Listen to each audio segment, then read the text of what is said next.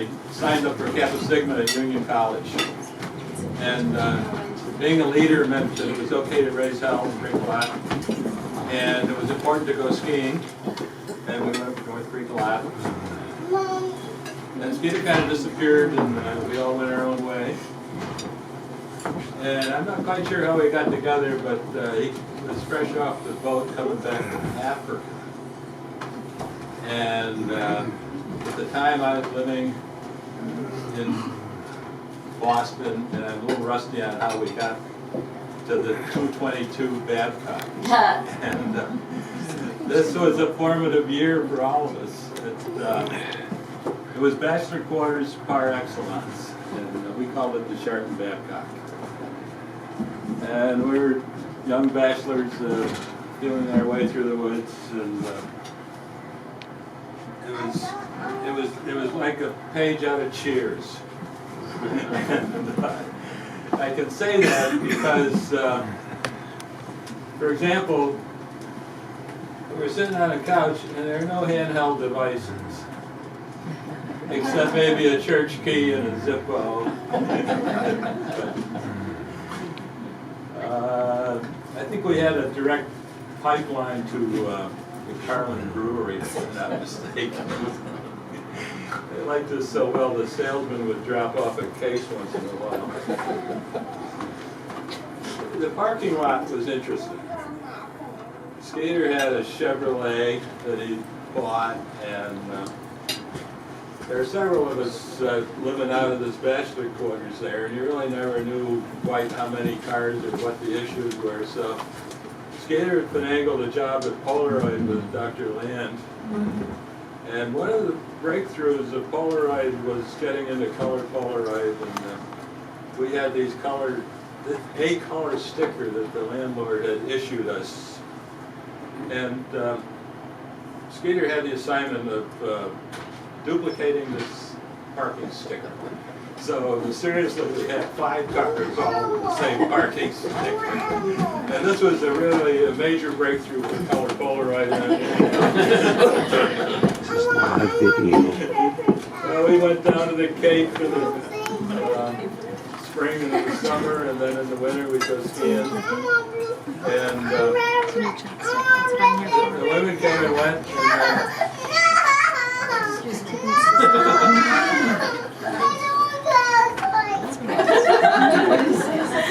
Some were better at staying than others. So Skater did get married. That happened. And, I remember. He did the right thing. He took the apartment directly across the hall. And then he moved in this very large English gentleman who could do a wild curry, Indian curry. I forgot his name. David Muffet. David Muffet, yeah. A very British gentleman. And he could give you indigestion for the better part of a week. So anyway, we had a great time, and that's enough with me. All right, Mindy. I'd just like to point out, when I look back at the times when I acted outside the box, by some strange coincidence, he was always there. I guess I'm up. I wanted to say that 2 weeks ago, he says, I don't know why, but he said, we were talking about something. He said, you know, I've already written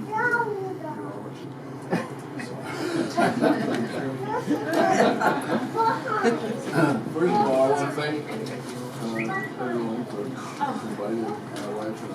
It's been a pleasure, and it's always nice to be amongst a family gathering, and this is surely a family gathering. I've seen some of you 10 years ago at John's 70th birthday. Some I haven't seen. So I'm sorry that my wife Jane can't be here to share tonight. She made sure, though, that she signed a card, which you'll see later. Thank you. And she signed her name, and then, my God, she started making all these X's. I said, that's enough. Well, I love John. And she does. She sings her well. All I want to do is welcome you to the 80s. There are a few of us here that are 80s. And I don't think so. Not yet. Much young. There are two of us. And I wanted to tell you a little bit what it's like, and I found a little poem. It says it better than I can, so I'm going to read it. This is called My Rememberer. My forgetter is getting better, but my remember is broke. To you, that may be something funny, but to me, that's no joke. But when I'm here, I'm wondering if I really should be there. And when I try to think it through, I haven't got a prayer. Oftentimes I walk into a room and I say why I'm here. I rack my brain, but all in vain. A zero is my score. At times I put something away where it's safe, but gee, the person it's safest from is me. When shopping, I may see someone and say hi and have a chat, and then the person walks away and I ask, who is that? Yes, my forgetter is getting better. My rememberer is broke. It's driving me plumb crazy, and that isn't a joke. It's not quite that bad. Bob's the definition of a friend. I can play golf with him and lie about how many strokes, and he never calls me. Never. Of course, he probably can't remember. So he can't cheat himself. We've known each other about 50 years. Yeah, not as long as you. But we've shared a lot of experiences together. I was thinking about that in detail. Some good, lots of good. Some not so good. But we overcame those. Some bloody glorious. Lots of fun. I just want you to know that, friends are hard to find. Real friends are hard to find. I'm really lucky. Jan is lucky to have you as a dear friend.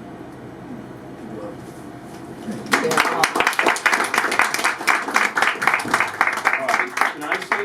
Yes, jump in. Okay, I'm Andy, Jill's husband. Everybody knows that.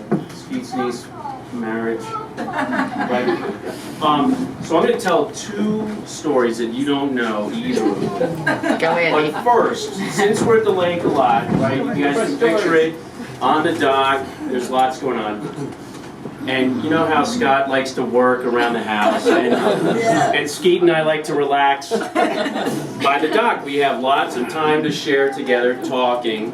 When none of you people are around, you're out on a boat, you're doing stuff.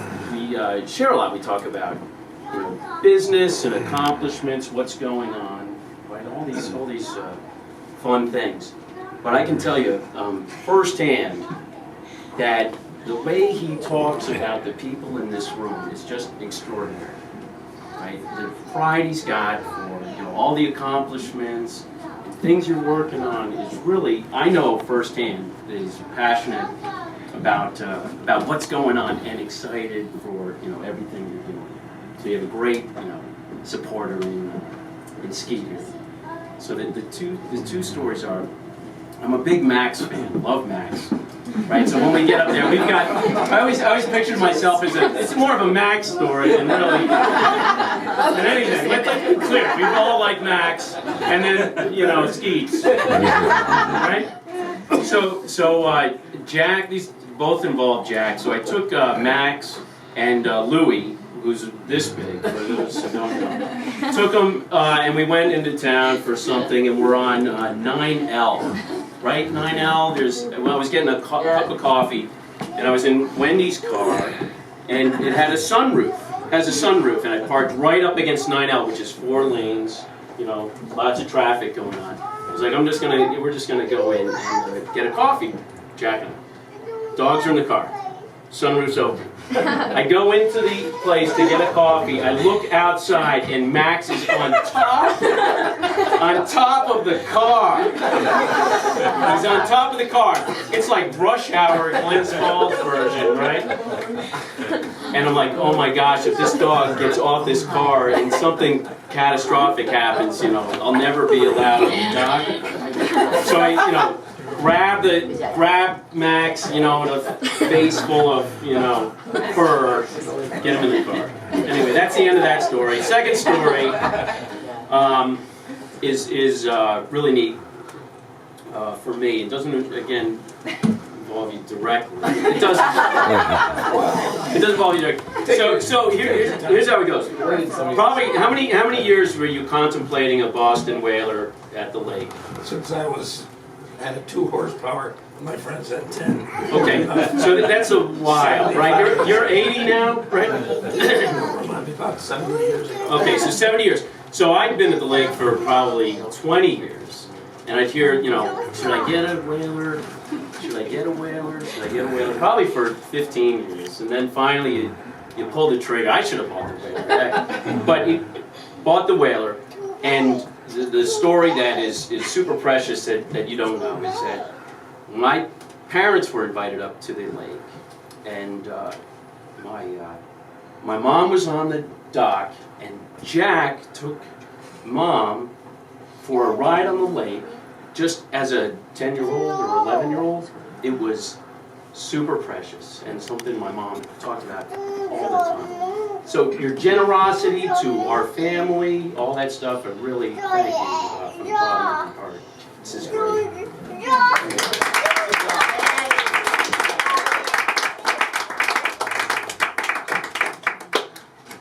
Well, I think we should roast him a little. All this love. Are you starting? Oh, you started? I have 2 versions. You guys went to Costa Rica. You wanted to see the monkeys. You asked everyone there, where do you see the monkeys? And they said you got to get up real early. It's dark, and you got to go down this dark, you know, dirt path down towards the beach. And you're walking along. It's early. It's dark, and you hear this growling in the woods right next to you. Right next to us. And your version was, you got a big stick and you're ready to, you know, take care of your wife and fend him off. And her version was she wanted to run, and she said, if I push him down and they eat him, then I can get away. Every man for himself. Yeah, you're a good caretaker. Do you think it's impossible to climb up a 10-foot flat stone cement wall to get a chicken to I was up on a cement wall. Did you see the monkey? Well, tell the No, rest we of the didn't. story. We went back. There were jaguars around there. We went back and we said, oh, we heard these horrible sounds. And they said, those were your monkeys. They were They're howler howlers. They monkeys, call not them that howlers. big. They sound just like a jaguar. Well, I'm a little younger, but my brain is probably about the same age because together we have one brain. And we were going to Florida to see Sarah. And we made it as easy as we could. We had someone picking us up at the airport to drive us to the hotel, and everything was going to be wonderful. But on the plane, did you put earphones in or something? So he took his hearing aid out. And a little while later he said, you know, I can't find my hearing aid. And I said, well, it's got to be around here somewhere. She says, well, I'll get up and go to the Cost bathroom. $3,000. I'll get up and go to the bathroom, and when I'm gone, you can get down. So I'm down, and you know how little it is. And I'm feeling all around and can't find it. And so then we told the stewardess, and I said, can you get us a flashlight? I want you to know, for your own very important information, they don't have flashlights. Couldn't find a flashlight. So anyway, at the end of the trip, they said, you sit here, and when everyone gets off, we'll come and help you. So we had 3 pilots, a co-pilot, a pilot, and one that was sitting in the plane. All stewardesses, all crawling around the floor of the plane. And believe it or not, in the seats in front of us, he took out the cushions, it was in, so we think it just went on the ground and then the man picked it up without realizing it and it put it, I don't know how it happened. But anyway, we got it. And then we went in a nice car to the hotel, and when we went to pay, the card didn't work. The man was very nice, and he said, oh, it's probably my machine. So we paid cash. Then we went into the hotel, and they kept saying, you know, they're rejecting your card. I said, well, they can't be. I have lots of money. It can't be. It took an hour, 1 hour. We stood there while they played around, and I kept putting my cards up that only had $1,000 on them, so that didn't work at all. And finally, you got on the phone with them. To the bank, and the bank had made a mistake on the expiration date. So once they realized we had, but I said to the woman, I said, can I go up and sit in the room? I mean, we've been to that hotel 4 or 5 years. No. Anyway, when we got up to the room, Sarah, sweetheart, had ordered a fruit plate and 2 smoothies. And we were like, oh, it's heaven. And we were fine. But you know, Hannah said to me when I told her all this, she said, you're not going to Florida without me next time. So she's ready to take us. It's fun growing old. You've got someone to do it with.